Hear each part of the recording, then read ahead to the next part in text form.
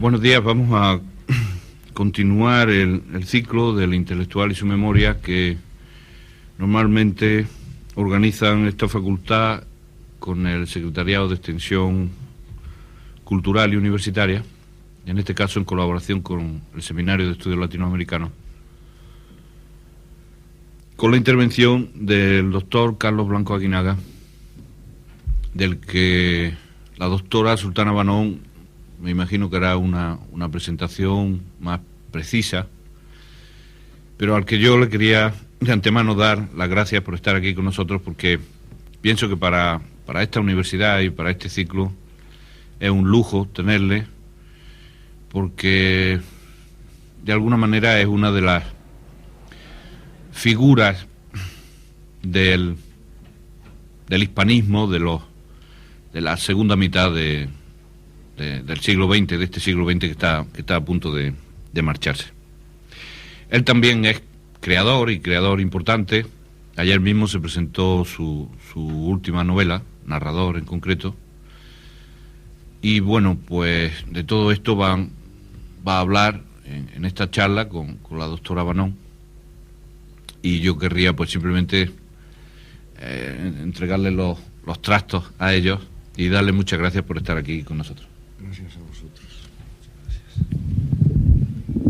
Yo también, en primer lugar, quiero dar las gracias al doctor Álvaro Salvador, al Seminario de Estudios Latinoamericanos y también al Vicedecanato de Actividades Culturales de la Facultad por la colaboración entre ambos que ha permitido que el doctor Carlos Blanco Aguinaga esté hoy con nosotros.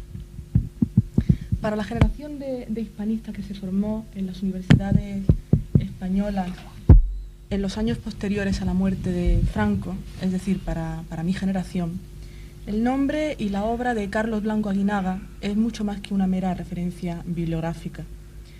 Todos cuantos nos iniciamos a la investigación en el nuevo clima de libertades y de debate político que se abrió a partir de 1975, tenemos necesariamente que recordar lo que supuso y aún supone la historia social de la literatura española, la obra ya clásica que Carlos Blanco publicó entre 1978 y 1979 en colaboración con otros dos hispanistas igualmente importantes, Julio Rodríguez Puertolas e Iris Zabala.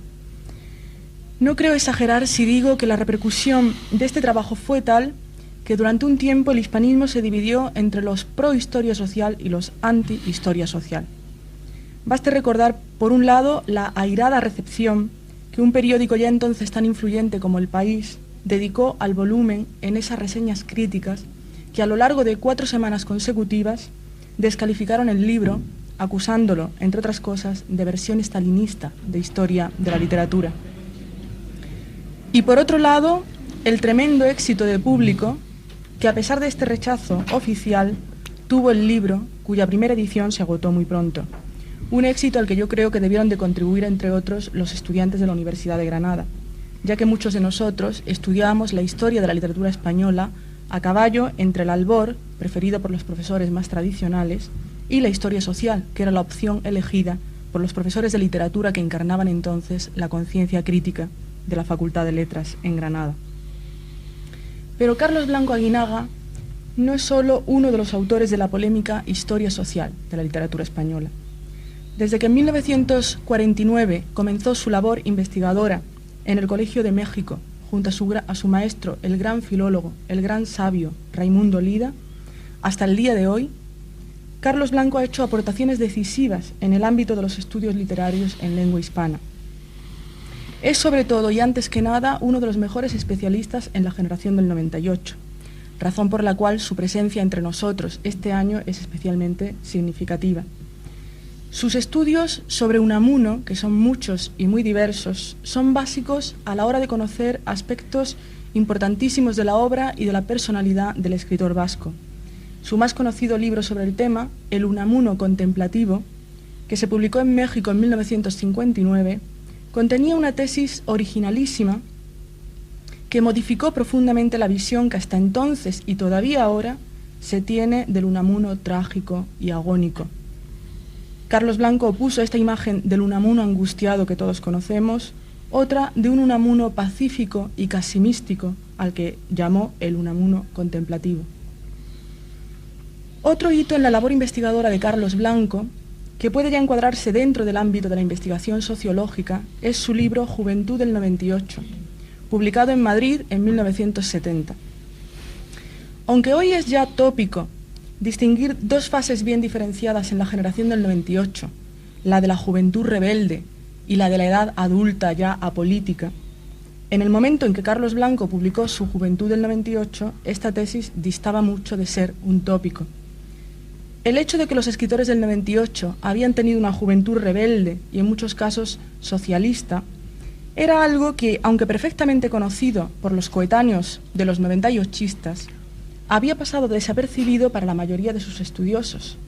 Tan solo Pérez de la Dehesa e Inman Fox se estaban ocupando al mismo tiempo que Carlos Blanco de este aspecto del 98, aunque fue sin duda el libro de Blanco Aguinaga el que dejó completamente sentada la tesis de la juventud del 98, abriendo así toda una línea de investigación que tuvo luego un enorme desarrollo.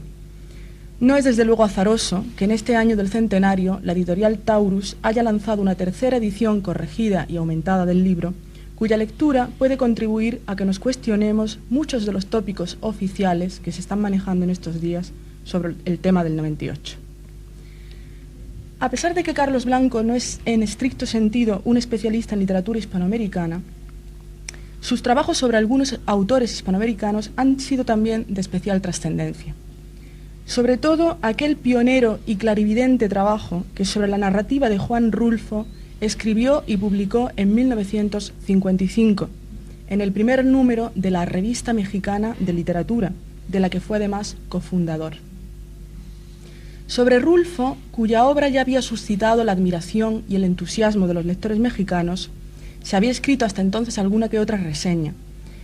Pero el artículo de Blanco Aguinaga, que es de 1955, es decir, del mismo año en que se publicó Pedro Páramo, fue el primer artículo de crítica seria, académica, filológica, que se dedicó a su narrativa. Se puede decir que fue el artículo que canonizó a Rulfo, que lo consagró como autor reconocido ya por la crítica especializada, y sigue siendo desde luego una referencia obligada para estudiar a este autor. Igualmente revelador y trascendente ha sido otro de los más famosos trabajos de Blanco Aguinaga, el que se publicó en 1956 en la Nueva Revista de Filología Hispánica con el título de Cervantes y la picaresca, notas sobre dos tipos de realismo, que es otro de esos artículos, como le pasa al de Rulfo, que se recogen siempre en las antologías de crítica. Una parte del mismo está, por ejemplo, reproducida en el volumen 3 de la famosa Historia de Francisco Rico, que es también un libro de obligada consulta para los especialistas en literatura española. En este decisivo artículo, Carlos Blanco, que todavía no había dado el salto definitivo hacia el marxismo, hace algo muy parecido a lo que el joven Lukács hizo en su teoría de la novela, es decir, relacionar los cambios en las estructuras de la novela con cambios en las visiones del mundo. La médula del artículo es la comparación entre la estructura abierta del Rinconete y Cortadillo de Cervantes y la estructura cerrada de la novela picaresca tradicional, la del Guzmán de Alfarache, que va paralela a una comparación entre la cosmovisión de un Cervantes liberal y escéptico y la de un Mateo alemán todavía apegado a los dogmas y verdades del catolicismo. No puedo dejar de mencionar en este breve repaso a la producción crítica de Carlos Blanco la cantidad y la calidad de los trabajos que ha dedicado al gran novelista español del siglo XIX, es decir, a Benito Pérez Galdós. Algunos de ellos también figuran en antologías críticas, por ejemplo en la de Francisco Rico. Pero yo voy a citar el espléndido prólogo que escribió junto con Alda Blanco a la edición de la de Bringas, en Cátedra, una magnífica muestra de lo que puede dar de sí la sociología de la literatura, cuando no se queda en mera teorización, como suele ocurrir, sino que se aplica al estudio de textos literarios concretos. Menciono para terminar sus tempranos y también innovadores trabajos sobre el hasta entonces casi desconocido Emilio Prados, su edición de las poesías completas de este mismo autor, la edición del Llano en llamas de Juan Rulfo, y, cómo no, esa otra actividad suya más desconocida, que ya se ha citado ahora aquí, que es la de creador literario, la de novelista, que ha dado ya 3 importantes frutos, uno de los cuales fue ayer presentado magníficamente por el profesor Juan Carlos Rodríguez, lo que me exime a mí de la obligación de tener que hacerlo. En suma, una muy larga, muy compleja experiencia intelectual que Carlos Blanco ha desplegado a lo largo de una vida que empezó en 1929, fecha en la que nació en ese para nosotros lejano lugar de España que es el País Vasco, y más concretamente en la ciudad guipuzcoana de Irún. Carlos, ¿cuáles son tus recuerdos de esa etapa de tu vida, de tu infancia en la ciudad de Irún? Bueno, todos. ¿Puedo empezar por los alrededores de la pregunta? Sí, Irún era una ciudad sobre todo comercial, aduanera, ¿no? ¿Cuál era la situación de tu familia? Irún era una ciudad, nosotros decíamos un pueblo, pero era una ciudad, tenía ya 20.000 habitantes, y es un pueblo, no sé si conocéis el País Vasco, es un pueblo ferroviario, es un pueblo aduanero y es un pueblo de contrabandistas, ¿no? Y pues mi familia, unos eran aduaneros, pocos, que hacían contrabando en la aduana, claro. Los otros eran contrabandistas que pasaban para arriba y para abajo el Bidasoa, contrabando a Francia. Y mi padre, ferroviario, y mi abuelo materno, que es el que importa en mi vida porque es al que conocí, porque al paterno, que era el ferroviario anterior, no lo había conocido. Mi abuelo, que era cartero, y te cuento dónde nací, si quieres. Nací en lo que es el casco viejo de Irún, y ahí se cruzaban dos cosas. El Blanco, este que tengo de apellido, que era el emigrante de Talavera de la Reina, ferroviario, que había llegado allí, se había casado con una vasca, mi abuela paterna, etcétera, y luego los Aguinagas, Gainzas y todos los demás apellidos que tengo, que eran los de siempre del casco viejo de Irún, que eran gente que tenían huertas.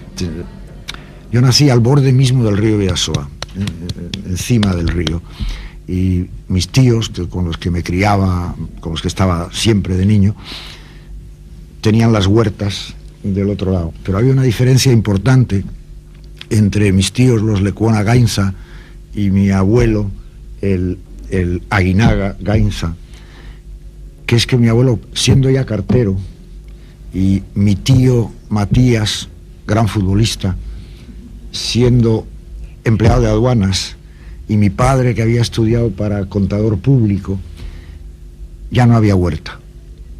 Las huertas las tenían los tíos, que tenían además debajo, donde en la casa en que yo nací, en la calle Santiago 28, había una carpintería de Chepare, se llamaba el carpintero.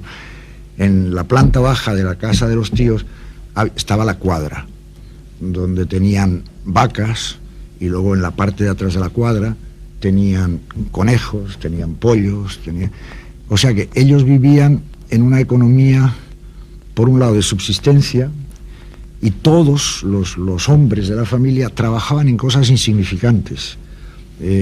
Eran cobradores del Banco de Guipúzcoa, es decir, unas cuantas pesetas, ¿para qué? Para comprar el aceite, la sal, el vinagre, lo que no producían ellos mismos. En cambio, en mi casa, en la casa de mi padre y de mi abuelo, ya tenía que haber dinero. Es decir, mi padre trabajaba, mi abuelo era cartero, mi tío Matías trabajaba, y no teníamos esa... Entonces los recuerdos son de, pues los más profundos realmente son los de los tíos y su casa, y la vaca, y la huerta. Y luego una cosa que estaba pensando anoche, que me gustaría decir, porque ha cambiado tanto el mundo. La casa en que nací, que era un pisito modesto, de gente obrera o campesina, en un casco viejo vasco, ¿no? Tenía la cocina, dos dormitorios que supongo que luego se dividieron, porque vivían dos tíos, y luego mi padre se casó con mi madre y fue a vivir ahí con mi abuelo y tal, imaginaros, ¿no? Todo pequeñito. No había cuarto de baño, había un retrete, y la cocina, claro, la cocina con el fogón de hierro. Entonces toda la vida se hacía en la cocina, y los mayores supongo que se bañaban, pues no sé, irían a los baños públicos una vez por semana o dos, pero yo recuerdo que a mí me bañaban en la cocina en un tinajo grande, y me echaban el agua. Y lo que recuerdo siempre es la vida de la cocina, y la vida de la cocina en casa de los tíos también, con el fogón siempre había unas alubias haciéndose, chorizos y morcillas colgando de la pared con ajos, ¿verdad? Y por otra parte mi abuelo, pues urbano, ¿verdad? Me llevaba y me traía a la escuela. Carlos, y yo muchas veces En fin, he pensado... se enfadaba con las maestras cuando no me dejaban salir a saludarle. Sí. Te interrumpía porque estaba pensando que muchas veces, pues, a veces las ideas políticas, tu vida claro. Como intelectual comprometido, ¿tiene algo que ver con tu familia? Es decir, ¿son ideas heredadas? ¿Las has vivido Sí, tú en yo tu- creo que sí, que vamos, inevitablemente. La parte de los tíos era conservadora, no reaccionaria. Eran conservadores, más cercanos a lo que hoy es el... Bueno, también había entonces PNV, pero gente que no se metía en política. En cambio, la casa donde yo nací y viví durante 6 años, por lo menos, yo dormía con el abuelo en la misma cama, además, porque no había sitio, ¿no? Y hablaba euskera con él, cosa que ya no hablo. Y ahí el abuelo era liberal, es decir, no había sido carlista, sino liberal. Mi padre era socialista y mi tío Matías, el futbolista, era comunista, que en Irún debía haber 3 comunistas en aquella época. Y entonces, claro, por un lado, una niñez ambientada en un mundo muy recogido, tradicional y extremadamente agradable y cálido, y por otro lado, ideas, ¿no? Que te van entrando en tu casa, porque además yo empecé a ver el mundo con la República ya, ¿no? Incluso tu madre creo que tenía Bueno, una mi idea madre, muy bueno, mi avanzada madre era de, bueno, mi padre socialista, mi tío comunista y mi madre de izquierda republicana, de las de Azaña. Y también con algunas implicaciones feministas, ¿no? Absolutamente, sí, cosa que no supimos hasta mucho después, cuando un día hablando con mi hija, que es feminista y se dedica a muchas cosas de esas, le dice, uy, mujer, y le dice dice, pero si todas esas cosas hacía yo en Irún. Y entonces quedó, dice, yo era la presidenta del círculo de mujeres de izquierda republicana de Irún. Pero claro, yo lo que recuerdo es que mi madre fumaba, que usaba faldas, pantalón para andar en bicicleta, y que nos llevaba, cuando íbamos a la playa a Fuenterrabía, nos llevaba a las rocas para desnudarnos, para no tener el obstáculo del traje de baño y tal. O sea, muy moderna, una mujer que no había terminado la primaria, no era nada culta, pero había un ambiente más moderno ahí que en casa de los tíos, ¿no? Y llegó entonces la guerra civil, ¿verdad? Y Bueno, la batalla de Irún. Primero la República, que claro, imagínate lo que fue aquello, ¿no? El 31, y luego en el 36 ya empieza la guerra. Y bueno, creo que hablábamos el otro día. En el País Vasco, ¿lo veis? Irún está en la mismísima frontera, en la mera frontera, ¿no? Y frontera con Francia, pero frontera con Navarra casi, ¿no? Entonces, Irún, para coger el norte, las tropas franquistas atacan primero Irún, los del general Mola. Los de Mola eran los carlistas navarros los que venían, ¿no? Y entonces la batalla de Irún duró 2 meses largos, 2 meses y pico. Y cuando por fin cayó Irún, ya fue un paseo para los soldados de Mola hasta el cinturón de hierro de Bilbao, que fue el resto de la batalla del País Vasco, ¿no? Entonces la batalla de Irún, que si se cuenta 2 meses, pues no es nada, pero bueno, fue una batalla muy importante, porque al perderse Irún tenían el recorrido libre, porque San Sebastián, que siempre ha sido una ciudad de señoritos, pues no, nada, pasaron por San Sebastián. Y Tú tenías entonces 9 años. yo tenía 9 años de y iniciar un momento había de vida había importante. terminado la primaria y ya había aprobado para entrar al instituto. Bueno, supongo que instituto, Sí, no la sé, enseñanza secundaria. la enseñanza secundaria, pero Irún no tenía instituto, entonces estaba pensando que si iría yo a estudiar a San Sebastián y tal, y bueno, empezó la guerra y aquello se acabó. Que por cierto, algo que no te contaba el otro día, los milicianos, las batallas eran en el Monte San Marcial. Quisieron pasar por el monte y ahí se hicieron las trincheras y tal. Los milicianos se juntaban a unos 200 metros de mi casa en la plaza Urdanibia, que desde entonces todavía los iruneses, hasta los jovencitos, le llaman la Plaza Moscú, porque ahí se juntaban todos con sus pañuelos rojos, y nosotros los críos nos pasábamos el día en la Plaza Urdanibia, viendo a los milicianos que subían a camionetas, subían al monte, los que bajaban.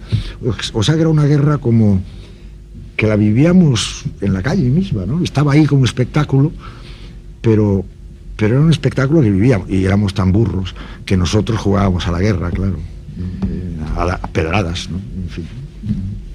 Después de los 2 meses y del final de la batalla de Irún ya no pudiste seguir allí. No, cuando ya rompieron el frente en San Marcial y cuando ya estaban entrando, entonces de 20.000 habitantes salimos 15.000 por lo menos de Irún, pero muy fácil, porque era ir todos hacia la Avenida de Francia, que se llamaba, y cruzar el puente internacional, ¿no? Y ya estábamos en Francia, ¿no? En Hendaya. Y ahí estuvimos 2 años y medio.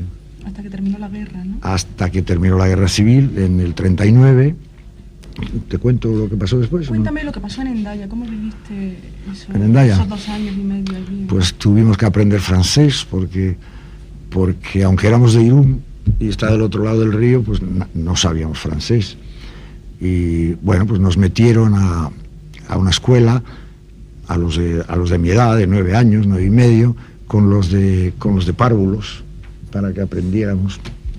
Y el profesorado era todo socialista, un profesorado estatal francés típico, menos una profesora que era comunista, Mademoiselle Despesailles, que cuando ya aprendimos francés y nos pusieron en las clases que correspondía a nuestra edad, esta mujer, que era increíble, era solterona y tenía un perro hermosísimo, dejaba al perro fuera de la escuela que le esperara y iba a su clase.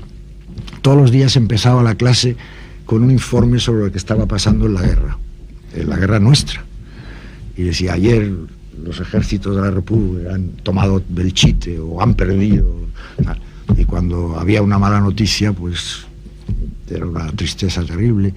Y luego, viviendo en Hendaya, del otro lado del río Bidasoa y del otro lado de la bahía de Fuenterrabía, de la boca del río, pues cada vez que los franquistas tomaban un pueblo, una ciudad, ganaban algo, repicaban las campanas en Fuenterrabía y se oía.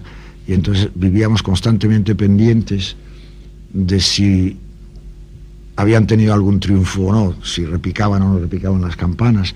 Y luego te contaba el otro día, íbamos a la escuela de pequeñitos, y ya sabéis que en el País Vasco llueve mucho, ¿no? No es broma, es verdad que llueve. Y pues con el viento aquel, a veces en invierno, que entraba por Fuenterrabía, bajaba por el Jaizkibel, ¿no? Y cadáveres en la ría, los niños íbamos ahí, veíamos cadáveres abultados de gente que se había querido escapar atravesando el río y que les habían ametrallado y les habían matado.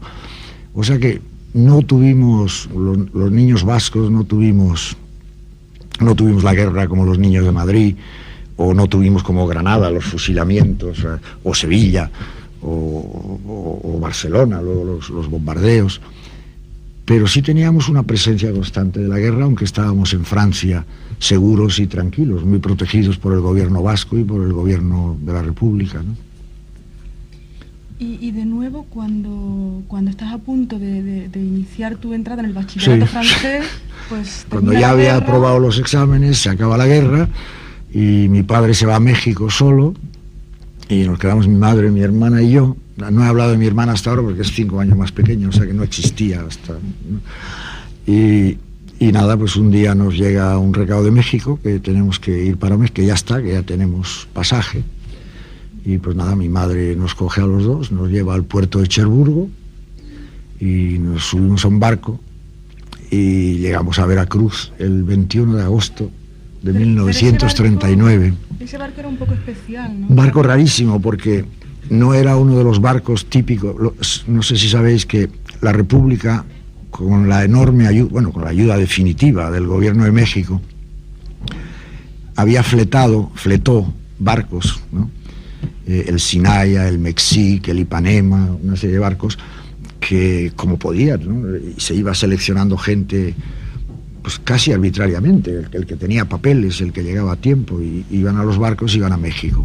El primero fue el Sinaya, que es un barco casi mítico. El nuestro no, nosotros fuimos en un barco alemán, 1939, o sea, en un barco nazi de la Hamburg America Line, que se llamaba el Orinoco, y íbamos en tercera, claro, y en ese barco íbamos puros refugiados españoles y lo que yo me imagino que eran los últimos judíos que salían de Alemania, y ahí navegamos juntos. Los soldados, los marineros, sobre todo oficiales, los oficiales inferiores, cuando pasaba el capitán se saludaban así en el puente, y imaginaros, ¿no?, todos nosotros con lo que habían hecho los nazis en España, viajando en aquel barco con mucho miedo. Las madres sobre todo tenían miedo de que el barco diera la vuelta, tenían miedo a Lisboa, cuando paró en Lisboa, de que nos fueran a bajar en Lisboa. Pues bueno, no nos bajaron en Lisboa. Y llegaste a un México que os recibió muy bien. Un México extraordinario. Pues bueno, ayer hablaba con un compañero cubano-mexicano. Yo creo que no se puede exagerar, imposible exagerar el recibimiento de México, ¿no? Con la participación activísima del gobierno de la República en el exilio, porque es una cosa que todos sabemos, y que apenas hace cosa de 3 meses o 4 me di cuenta yo de realmente la importancia que tiene. Es el único exilio político masivo, el de los republicanos españoles, que salió con su gobierno. Si pensáis, pues los alemanes, los judíos alemanes o comunistas alemanes que se iban, pues nada. Los polacos, cuando empieza la guerra, los franceses en plena guerra, está De Gaulle en Londres, pero nosotros fuimos con nuestro gobierno, un gobierno que México reconocía y que fue para México el gobierno legal de España hasta los 70s. México nunca no reconocía a Franco, ¿eh? Entonces, comités de recepción mexicanos, comités de recepción del gobierno nuestro de la República en el exilio, y se fundaron escuelas para nosotros. Les cuento cuál era el truco económico de la escuela. Sí. El porcentaje de maestros que fue a México, tengo por ahí los cálculos en otro lado, pero un 4% más o menos de los refugiados que llegamos a México eran maestros de la Institución Libre de Enseñanza, del Instituto Escuela, es decir, lo mejor que había en España, y además catedráticos de universidad, incluso eminentes, Santaló matemático, biólogos, etcétera, que nos daban clase en ese colegio nuestro, que era el Instituto Luis Vives. Pero claro, un colegio particular. ¿Por qué no íbamos a las escuelas mexicanas públicas? Pues porque las escuelas mexicanas públicas no podían dar trabajo a los profesores españoles, porque tenían que darlo a sus propios profesores. ¿Por qué la República no nos mandaba a escuelas particulares o privadas ya existentes en México? Porque todas eran de curas y de derechas. Entonces se fundan 2 colegios, uno de ellos el que yo fui, el Instituto Luis Vives, con lo cual se le da trabajo a los profesores exilados. Y bueno, ¿y cómo pagábamos nosotros un colegio privado? Pues nada, todos teníamos beca. El gobierno de la República nos daba becas a todos, y con eso se pagaban los profesores, y se satisfacían, supongo, cuestiones contractuales de la ley mexicana del trabajo, ¿verdad? Entonces siempre lo digo, y piensa uno los cientos de miles, 200.000 tal vez, que se quedaron en Francia, ¿no? Y cómo lo pasaron, la miseria y el desamparo, ¿no? Y piensa uno en los que fueron a la Unión Soviética, que les trataron maravillosamente bien, que estaban como nosotros en México, hasta que los nazis empiezan la invasión de la Unión Soviética, y entonces van retrasando a los niños y acaban comiendo raíces y trabajando en fábricas a los 13 años porque había que producir para la guerra. En México, paradisiaco, ¿no?, para nosotros. Y allí, en el Instituto Luis Vives, conociste sin saber quién era, a Emilio Prados, nada menos. Ya, Emilio Prados, el poeta, ¿no? Malagueño, el gran poeta malagueño, era el que nos cuidaba en el patio. Salíamos a jugar y éramos muy bárbaros, porque además veníamos de la guerra, y de Francia, y nazis, y toda esta historia. Y pues jugábamos al fútbol, chutábamos, o tirábamos piedras, y... Se suponía que éramos chicos buenos y listos, porque éramos republicanos. Y en la dirección en el despacho del director estaba la foto de Antonio Machado y la bandera mexicana y la bandera republicana, ¿no? Entonces éramos buenos. Pero claro, rompíamos cristales y todo eso, ¿no? Y Emilio Prados era el que decía: vete, que no vean. Yo diría que ha sido una piedra que han tirado ahí fuera, con un acento malagueño, decía eso. Y ese era el que nos cuidaba en el patio. ¿Y tú no tenías ni idea? Ni idea, todos los que dicen: Emilio, oye, Emilio, por aquí, Emilio. Y Emilio era Emilio Prados, un gran poeta en crisis en aquella época, según descubrimos 5 o 6 años después, claro. ¿Y sobre quién versa ahora tu novela? Pues sí, bueno, sí. Prácticamente, sí.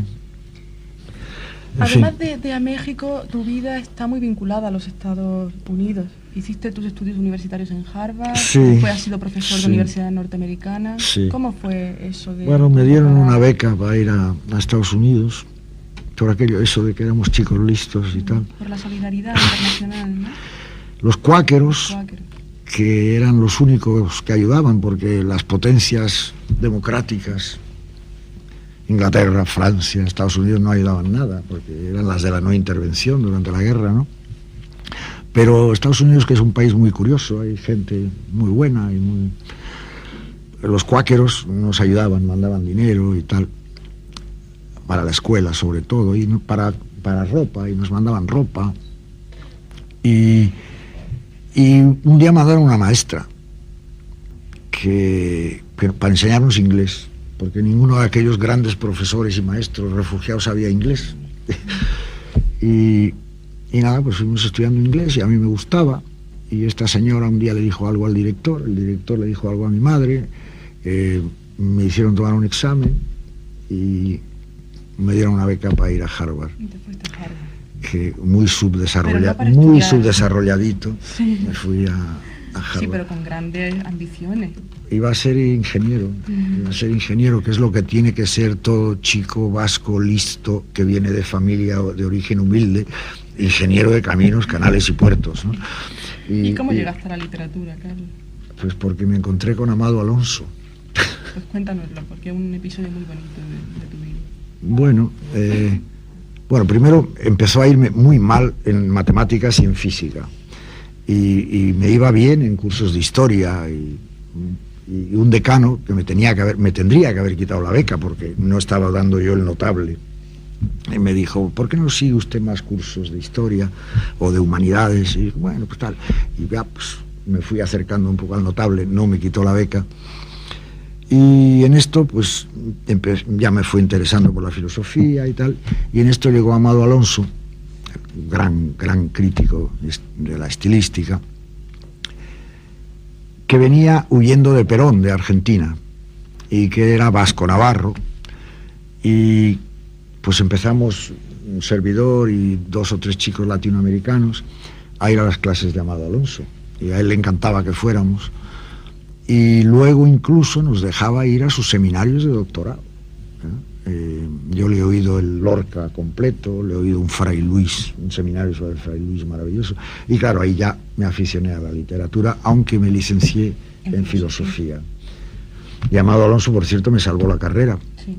Porque en el segundo semestre del penúltimo año, un poeta franquista que se llamaba Marquina, alguien le invitó a dar una conferencia en Harvard, y mis jóvenes amigos comunistas americanos, estudiantes, un día estaba yo desayunando en el dormitorio y dicen: ¿vas a permitir esto? Que un poeta fascista va a hablar esta noche. No se puede permitir y tal, porque yo todavía no era marxista ni nada de eso, pero quieras que no, republicano, exiliado, antifascista, todas estas cosas. Nos organizamos y le boicoteamos la conferencia, no le dejamos hablar. Pues sí, es que si no, si no, ¿qué vas a hacer, no? Y entonces me llamó el decano al día siguiente, el mismo que me había salvado con lo de las calificaciones, me llamó y me dice, mire usted, este es un país libre, todo el mundo tiene derecho a hablar y bueno, y todo el mundo a interrumpir. Y pues no, señor, y tal, y me quitó la beca, que en aquel momento significaba por un semestre, y si sacaba puros sobresalientes me la devolverían, lo cual era tremendo, ¿no? Y bueno, salí yo del despacho del decano, supongo que muy triste, cabizbajo, cabizbundo y meditabajo, como dicen en México, y me encontré con don Amado, que venía. ¿Qué le pasa? Tal. Pues me pasa esto. Dice, bueno, no haga usted la maleta. Yo tenía una maleta muy grande de cartón con la que había viajado 5 días y 5 noches desde México hasta Boston. Y bueno, y me dice, no haga usted nada, que tengo que ir a Nueva York y a ver qué arreglo. Y a los pocos días volvió, me llamó y me dio un cheque por $200. Y me dijo, esto es de la República Española. Bueno, años después conocí por primera vez a Joaquín Casalduero, otro gran crítico. Y estaba yo dando una conferencia o no sé qué, y se me acerca después y me dice, con que usted es Blanco Aguinaga, el de Irún. Le digo, sí. Y dice, pues me debe usted $15. Amado Alonso había ido a Nueva York y había pedido dinero a los colegas y había juntado, y me había juntado $200 para que no me tuviera yo que ir de Harvard. Y bueno, entre eso y la literatura y lo gran, maravilloso profesor que era, pues seguí con la literatura. Volví a México y seguí con la literatura. Sí, pero antes de seguir con la literatura en México, tuviste una experiencia apasionante que no tiene nada que ver con la filología, ¿no? En un breve periodo de tiempo que hiciste de marinero, ¿no? Ah, bueno, sí. Al acabar Harvard volví a México y estaba yo muy aburrido. Y como mi padre era muy amigo de un capitán vasco, el capitán, nada menos que el capitán del Vita. ¿Saben ustedes lo que era el Vita? El Vita es el yate con el que la República llevó a México pues mucho dinero, oro y cosas. Un yate perseguido por toda la flota de guerra alemana desde que salió de Southampton, pero toda la tripulación, marineros vascos, pescadores. Entonces hicieron un viaje maravilloso a Groenlandia y bajaron, no les cogieron. Llegaron a México y tal. Entonces, el capitán del barco, que se llamaba Manresa, era donostiarra, pues estaba un día platicando con mi padre y dice algo así como, bueno, pues mire usted, Blanco, voy a estar 2 semanas en casa. No, llevaba 2 semanas y estoy de paso, estaba al mando de un barco y dice, y vamos para Argentina. Y yo le dije, ¿me llevaría usted, Mariano? Me dice, hombre, hace falta un camarero de oficiales que hable inglés. Y me fui. Y el barco no iba a Argentina, el barco iba a Israel a hacer contrabando de armas. y estuvimos contrabandeando armas durante un tiempo.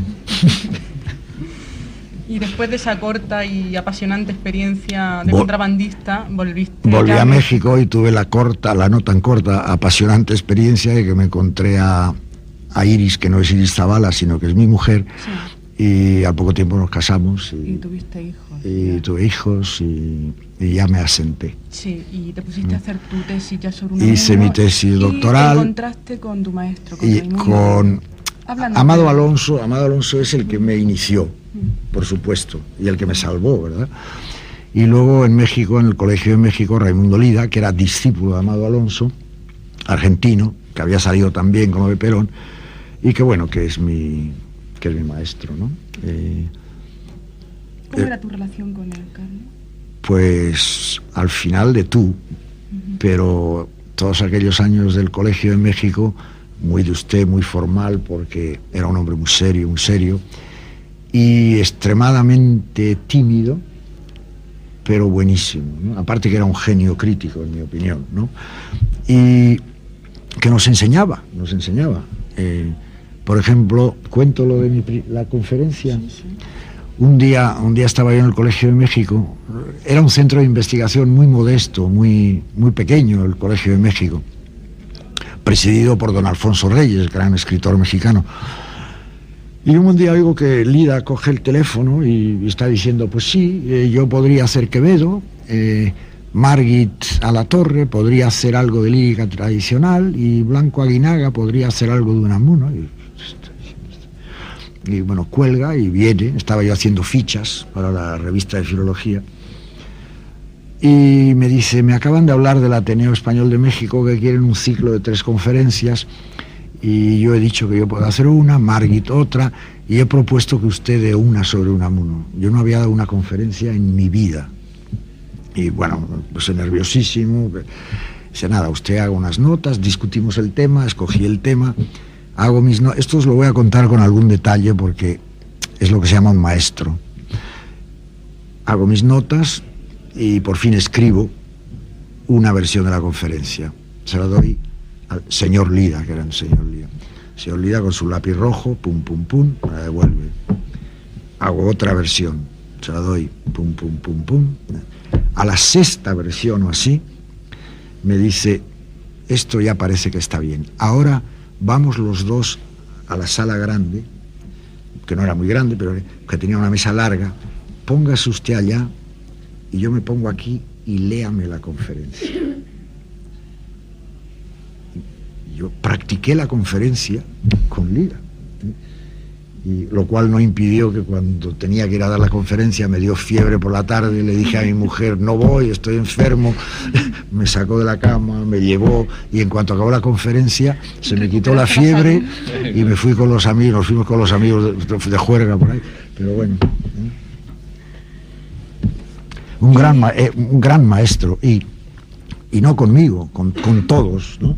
Y bueno, por otra parte, incluso ya después, cuando yo ya era claramente marxista, tanto en mis actos como en mi crítica, y él era un hombre liberal, democrático, tradicional políticamente, libertad absoluta y respeto absoluto al enfoque de uno, ¿verdad? Siempre que uno hiciera las cosas bien, ¿no? Era lo que a él le importaba, ¿no? Bueno, en fin. A mí me gustaría que nos hablaras ahora, puesto que ya nos has explicado las bases de tu formación filológica, de tu formación más tradicional, ¿cómo fue esa aventura tuya de irte introduciendo en el marxismo? ¿Cómo te acercaste a la sociología? ¿Y cómo conllevaste eso con tu vida, tu residencia ya en Estados Unidos? Bueno, ¿cómo me fui introduciendo en el marxismo? Realmente no lo sé. Es decir, empecé a leer Marx y más. Había leído Marx, por supuesto, pero yo creo que ahí está el trasfondo de niño republicano, de izquierdas, antifascista y tal. Y luego, ahora que digo que no lo sé, fue lo de ¿os acordáis de la crisis de los misiles de 1962? Que si Cuba tenía misiles, que si Estados Unidos iba a echarle una atómica y tal. Estaba en Baltimore, en la Universidad de Johns Hopkins, y estaba yo leyendo mucho Marx. Y bueno, y seguí leyendo mucho Marx, y mucho Hegel y Marx, y por supuesto Lenin y todo. Y pues así, sin darme cuenta. Y en el 64 te instalas. Y en el 64 nos vamos a California. En California. ¿Y cómo has sido marxista en Estados Unidos? Bueno, ¿Cómo has llevado eso? Primero en el 66 vine a España. Empiezo al revés.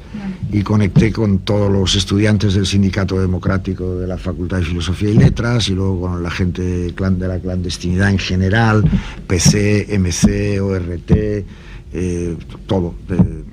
todo lo que había, ¿no?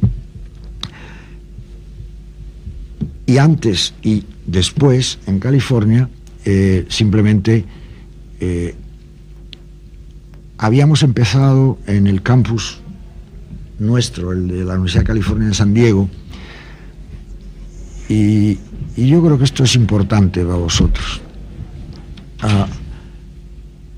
En el 64 que se abre ese campus, que es cuando yo fui, digamos en el 66 había a lo mejor 2 estudiantes chicanos en ese campus, no eran 4.000 estudiantes solo entonces, y ningún negro. Y entonces un profesor de estos americanos, de esta gente de buena voluntad, Dijo, ¿por qué no vamos a las escuelas secundarias? A ver, porque no es justo que estamos al lado de México y está la población mexicana que hay. Y empezamos a ir y a traer estudiantes, ¿no? A decirles, hay una universidad, podéis venir, tal, incluso a darles becas y esto.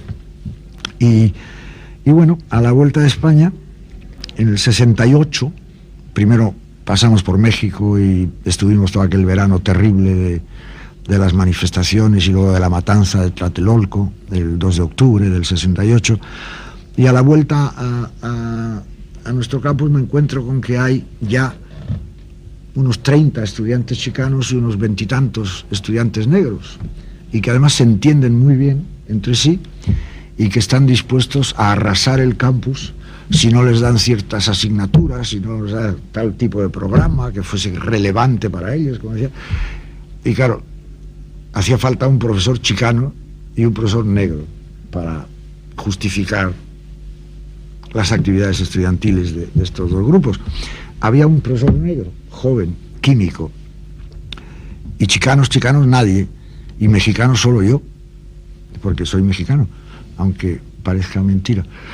Y rápidamente pues me lié, y a partir de pues todo el movimiento chicano durante años y años, estudiantil y campesino, pero trabajando más que nada en el movimiento estudiantil. Y ahí se planteaba, hablo de la cuestión de nos inventamos todo un colegio con todas las asignaturas, solo que muy distinto. Ese colegio iba a subrayar o a exigir como puntos centrales del currículum comunicación de masas, que no había un campus en Estados Unidos más que Filadelfia que tuviera communications, comunicación de masas, una cosa que le llamábamos estudios rurales y urbanos. ¿Por qué rurales y urbanos? Porque la mayoría de la población mexicana era rural y la población negra urbana. Un centro de estudios o un programa de ciencia y tecnología. ¿Por qué?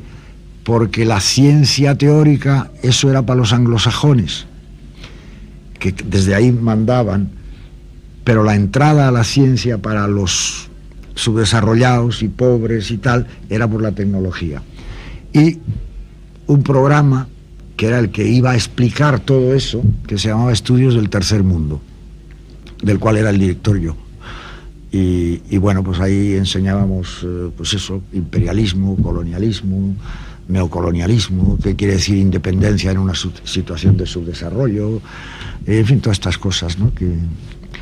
Y fue un colegio muy, muy bueno y muy útil, que poco a poco el sistema se lo fue tragando y ahora ya es muy convencional. Pero en aquella época, y entonces mi función ahí era pues hacer de marxista para poder luchar contra los nacionalismos, tanto negro como mexicano, ¿no?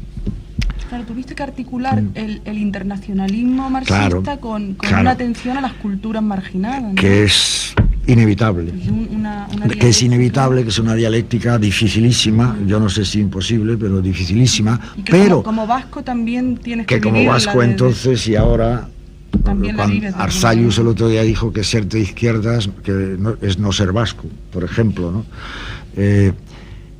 Pero había un precedente, Lenin ha escrito sobre las nacionalidades y tal, pero el gran precedente en el que alguien como yo, podía basarse, y que lo leíamos en los seminarios con los chicos, los estudiantes, los chicos y las chicas, el gran precedente era el marxista peruano Carlos Mariátegui, que se había planteado la cuestión de la población incaica, tradición, historia, indigenismo, pero campesinado, y cómo se analiza todo eso desde la perspectiva marxista, que no estaba trabajado, ¿no?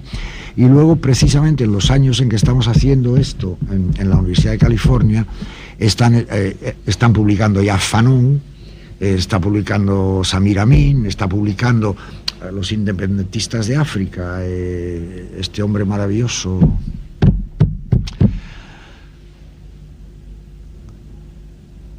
bueno, no importa, el de Cabo Verde, y el Che, y leíamos mucho al Che, más que a Fidel, porque el Che planteaba problemas. ¿Sí? ¿El hecho de que estuvieras residiendo en los Estados Unidos no te privó de la experiencia de vivir en directo la transición política española, verdad? No, porque las dos... porque luego empezó a pasar algo curioso, que es que yo no sé por qué empecé a venir más a España y menos a México. Vamos siempre a México, ¿no? Pues la familia y tal, pero menos a México, más a España, y me fui incorporando incluso a la militancia política, ¿no? Y estuve militando en el PC, en la zona norte de Madrid, llamada, y luego cuando estuve de catedrático en Vitoria del 80 al 85, también militando en el EPK, y luego en la fusión con Euskadi Esquerra, que luego se ha pasado todos al PSOE, es otra cosa ahora. O sea que no solo venía, sino que participaba, y en Vitoria estuve 5 años seguidos. ¿Viviste ahí el 23F, no? El 23F nos tocó ahí, sí. En Vitoria. Me acuerdo que, bueno, yo no me acuerdo lo que dice, pero la amiga que tocó el timbre para entrar corriendo y decir que ahora ha entrado la Guardia Civil al Congreso y tal y cual, dice que yo estaba preparando unas clases y dice que yo dije, hombre, como pavía. Y nada, pues... Y esto coincide con la elaboración de la historia social, ¿verdad? O sea, que es como el periodo más... Antes, la historia social es el periodo anterior, es en la zona norte de Madrid, 76, 77, sí. Lo que no estuvimos aquí fue la muerte de Franco, pero toda la transición y todo eso, sí. Para terminar, Carlos, me voy a situar en el momento presente. ¿Está cansado? No, lo que pasa es que es un rollo, ¿no? No, ya tenemos que terminar. En este momento en que se está conmemorando en España el centenario del 98, ¿cómo estás tú viviendo la memoria que se está haciendo en España de estos acontecimientos? Por ejemplo, ¿qué piensas cuando lees en El País los elogios de Fusi o de Calvo Serera a la figura de Cánovas? ¿Y qué le dirías tú a los jóvenes para que leyeran aquella época que también noveló Galdós? Pues que leyeran Galdós. Pero... que cómo lo estoy viviendo, al principio me enfadaba mucho, al principio, digo, hace unos meses, ¿no? Pero ya realmente es inútil, no te puedes enfadar, ¿no? Porque todos sabemos, ¿no?, que la restauración es un momento de gran estabilidad, ¿no? Entre el 68 y el 75 España es un caos, revolución del 68, luego república, primera república, cantonalismo, bien, un caos. La restauración es el orden y la tranquilidad y el desarrollo económico. Y sobre todo en el último cuarto del 80 y pico al 900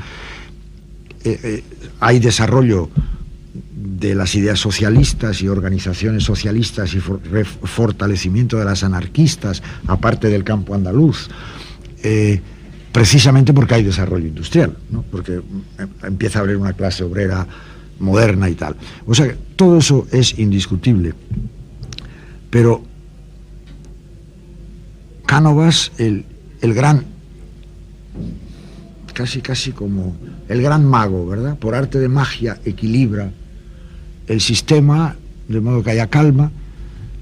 La Constitución española de 1869 tenía sufragio universal, excluyendo a las mujeres, claro, porque ya se sabe, ¿no? La Constitución del 76, bueno, en primer lugar, la restauración empieza con 2 golpes de Estado. Primero el de Pavía y segundo el de Martínez Campos. Si no hay golpe de Estado, ¿contra qué? Contra la legalidad de la Primera República. O sea, se establece de la misma manera que Franco establece su poder, con un golpe de Estado, solo que sin guerra larga, y vuelven los Borbones. Bien, Constitución del 76. Solo pueden votar hombres de más de 25 años y que tengan unos ingresos de tal tipo y paguen impuestos de tal tipo. Desde el 76 hasta entrado el siglo XX no vota más que cuando mucho el 5.2% de la población española. Además, todo eso mediatizado por el caciquismo y el clientelismo absoluto. Esa es la gran democracia. Y pactado de antemano que va a haber turnos políticos. Y por si acaso no se establece el orden, hay una buena Guardia Civil y un buen ejército preparado. que empiezan a intervenir. Bueno, siempre habían intervenido, pero la Guardia Civil, cuando la toma de los campesinos andaluces de Jaén, ¿qué año? 80 y pico, en plena restauración, que toman Jaén. No, perdón, Jerez de la Frontera. Toman Jerez de la Frontera, va la Guardia Civil y se los cepilla a todos, ¿no? En las huelgas obreras de Barcelona, en las huelgas obreras del País Vasco, en las huelgas obreras de Madrid, cuando empieza a celebrarse el 1 de mayo, la Guardia Civil. O sea que desarrollo económico sí, pero por favor, Cánovas era un represor con una muy clara idea de cómo mantener un orden para que hubiese un desarrollo social. Y si os parece, o si te parece que exagero, leer a Galdós, las novelas contemporáneas. ¿Qué pasa en las novelas contemporáneas? Hay unos vencedores y hay unos vencidos, y los vencidos no los saca nadie de la derrota, y la mayoría mujeres, las vencidas además, Fortunata, Mauricia la Dura, Refugio, en fin. ¿Y cómo vive el resto del país? En Galdós, unos banqueros y unos industriales que sí trabajan y que sí hacen el desarrollo económico, y luego una cantidad de trepas, ¿verdad? Señoritos desempleados, políticos, traficantes, ¿verdad? Está lleno Galdós. Claro, dirán, bueno, son novelas. No, pero es que Galdós, aparte de ser un gran historiador, lo tenía muy claro, y era así, ¿no? Y entonces, a ese nivel de trepismo, de chapucería, de trapisondismo, de pasarse de un partido a otro porque todo da igual, ¿no? El pasteleo, ¿no? El pasteleo, no, yo no, Galdós. Y en una de los episodios nacionales a España le llama este pastelero Valle de Lágrimas, ¿no? El pasteleo, ¿no? Y si pensabas parar por aquí, no, lo que tú digas. Porque sería buen final, o bueno, aproximación al final, decir que no os olvidéis que estamos en la segunda restauración. Porque esa es otra cosa que nadie dice. Solo ha habido 2 restauraciones en España, las 2 de los Borbones, la del 75 y la del 75. Pero bueno, y el pasteleo no digamos, ¿no? Bueno, pues no quiero cansar más a Carlos. Tú lo que no quieres es que hable de política. Estaría encantada de que nos hablara de política 3 o 4 horas más, porque aprendo muchísimo oyendo a Carlos. Quiero de nuevo dar las gracias al profesor Álvaro Salvador y a la profesora Remedios Ávila por la colaboración generosa que ha hecho posible que el doctor Carlos Blanco Aguinaga nos haya dado este buen rato con su vida y su obra. Muchas gracias. ¿Puedo decir algo? Sí. Que es yo también dar las gracias, porque al principio con esto no... Dar las gracias a vosotros, por supuesto, primero a ustedes, a Álvaro y por supuesto a mi querida Sultana, que hace 2 semanas no sabía que iba a hacer esto, ella. Y gracias a todos.